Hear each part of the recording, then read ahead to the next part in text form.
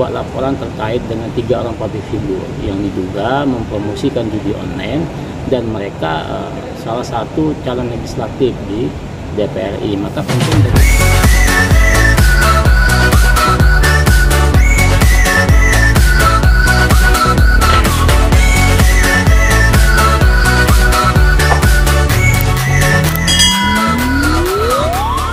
kami meyakini ya, sejak laporan 5 September yang lalu terkait dengan 26 public figure yang kita sampaikan terkait dengan mempromosikan judi online dengan modus game online, berangsur-angsur beberapa hari ini telah ada impak positif. Kawan-kawan penegak hukum, dalam hal ini penyidik cyber, telah melakukan pemanggilan ke beberapa public figure tersebut yang hari ini sudah dipanggil, yaitu Wulan Guritno, kemudian ada Iki Kato, kemudian juga hari ini ada Cipita. Maka dari itu saya pikir ini progres yang bagus, kemudian progres yang on the track bagi kawan-kawan penyidik. Ya, pada tentu dari awal kami sampaikan kawan-kawan penyidik khususnya cyber untuk tidak takut dan ragu memanggil para pihak yang diduga kuat terkait dengan terlibatnya mereka di dalam pusaran judi online.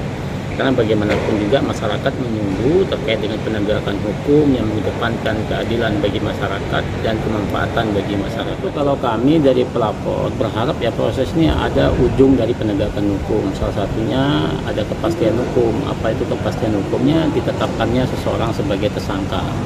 Maka penting bagi kami, para pelaku judi ini kan ada 3 segmen. Pertama adalah penyedia layanan jasa, kemudian yang mempromosi judi online, dan ketiga pemain judi online. Sekarang pemain judi online dan juga pelayanan jasa judi online sudah dilakukan penangkapan, termasuk yang mempromosinya ditangkap dan ditahan. Nah, bagaimana dalam konteks public figure? Makanya kita mendorong kawan-kawan cyber, khususnya Barreskrim, untuk tidak takut dan ragu menetapkan para public figure ini jikalau sudah dicukupkan 2 alat bukti untuk segera ditetapkan sebagai tersangka supaya ada kepastian hukum. Namun tetap kami dorong terkait dengan azas praduga tidak bersalah.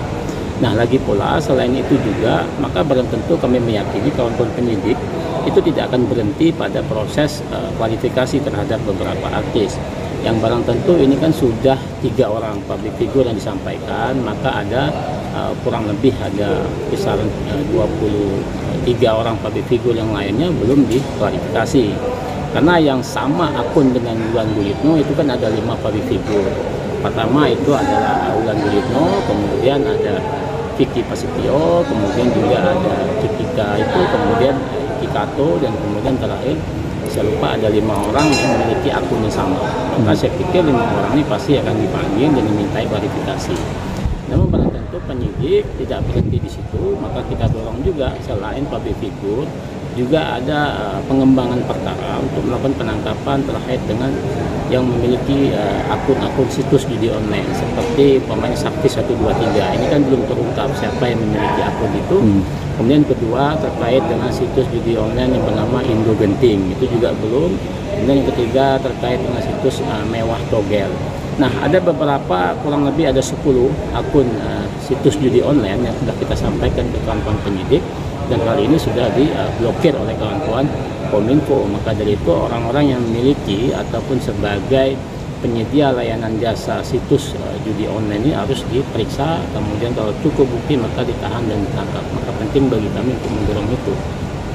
Kemudian berikutnya memang karena ini menanggapi beberapa laporannya dari kawan-kawan adik-adik mahasiswa terkait dengan LBH PMI yang beberapa hari yang lalu, tepatnya kemarin, itu telah membuat laporan pengaduan terhadap KPU yang membuat laporan terkait dengan 3 orang public figure yang diduga mempromosikan judi online dan mereka salah satu calon legislatif di DPR RI. Maka penting bagi kami masukan dan saran dari masyarakat sesuai dengan pasal 70 terkait dengan fungsi dan kewenangan KPU.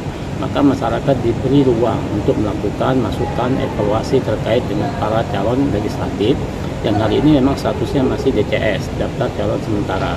Maka sebelum dilakukan penetapan DCT, daftar calon tetap bulan November, maka penting kawan-kawan KPU ataupun Bawaslu menyerap aspirasi masyarakat. Maka dari itu penting juga hasil dari rekomendasi KPU itu akan disampaikan kepada pihak partai politik, apakah akan dilakukan evaluasi atau tidak.